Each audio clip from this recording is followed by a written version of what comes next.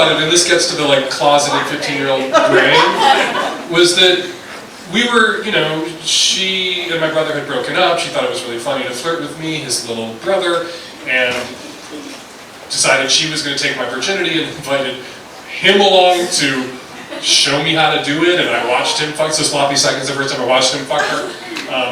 And then I was fucking her, and I was pretending she was Andy Gibb or Leif Garrett just to date myself. And it was difficult to pretend, and I was like worried that if I didn't actually finish, if I couldn't do it, that then they would realize that I was gay and I would get beaten up. I was really, really worried that I was going to get gay bashed while my penis was in a woman, which is not an experience any lot of gay men have ever had. You know, we walk around thinking, am I walking straight enough? And here I'm going, am I fucking her straight enough?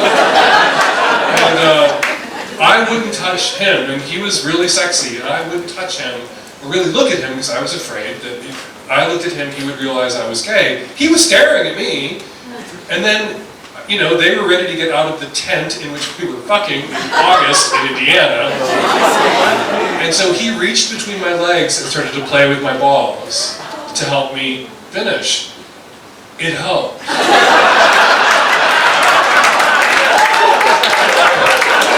I really at 15 thought, well, he can do that because he knows he's straight. If I do it, he'll know I'm gay and kill me for getting my gay balls all over his hair. Tell me about your most painful sexual... All about me tonight. Your most painful sexual experience. No. My boyfriend and I want to try a threesome. Nobody's monogamous. My boyfriend and I want to try a threesome. How do we go about that? Meeting, explaining, exploring, and avoiding weirdness after. Weirdness is so hardwired into sex. Weirdness is with sex before, after, during. If you want to avoid awkwardness and weirdness, chemical castration, condom. Even in the condom you're not going to avoid it because they are eaten carpets. In my experience. My past experience with having my carpet punched. You just have to power through the awkwardness, acknowledge the awkwardness, and power through it. Put out an ad, put yourselves out there. I think the best way, but this is kind of a gay superpower, the best person to have a three-way with is an ex that you like and are still attracted to and are on good terms with, and it won't be too weird, and your current. That's an awesome threesome where everybody feels safe and comfortable. If your current is not insecure about your ex, and if your current is insecure about your ex, just get rid of the current and date the ex. I can't read your handwriting. What is the best approach to spicing things up, increasing sex drive with my recently sober husband who has completely lost his libido and doesn't seem to care? Well, how recent is the sobriety? He might need a little more time.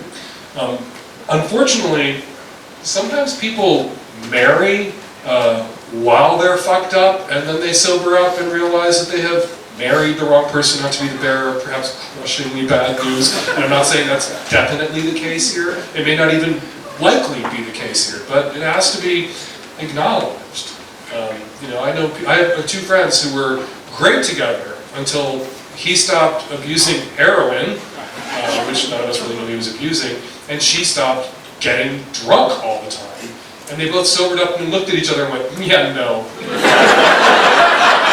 So it's the substance abuse that brought them together. I'm not saying that's the case here. I should shut up about this digression.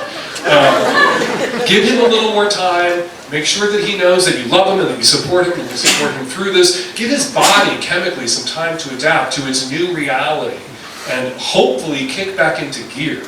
Have him go to the doctor. Get his testosterone levels checked. What were the drugs or the alcohol doing for him that his own body stopped doing for him, and his own body needs to start doing for him again.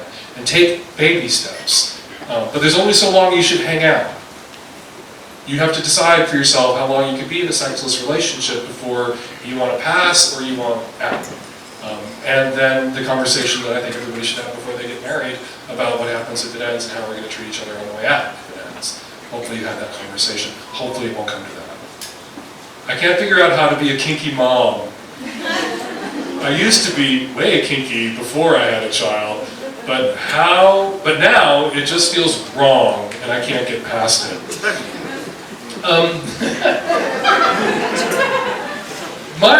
My husband follow him on Instagram? You've seen him in leather on Instagram. He didn't get into leather until after he was a dad. You can be a kinky parent. I'm married to one. So's my husband.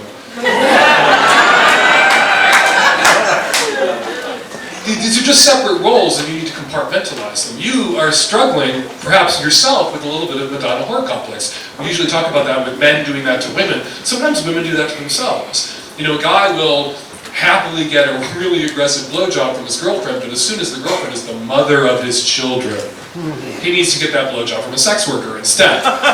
Because getting a blowjob like that from your wife would be wrong. No, because people are multifaceted, and you have this dimension as a mom, and this role as a mom that you have stepped into, which is in some ways as much role play as whatever role play you were getting up to when you were kinky. You get to be different people at different times, and in different circumstances. And you just have to throw yourself into it and try pot.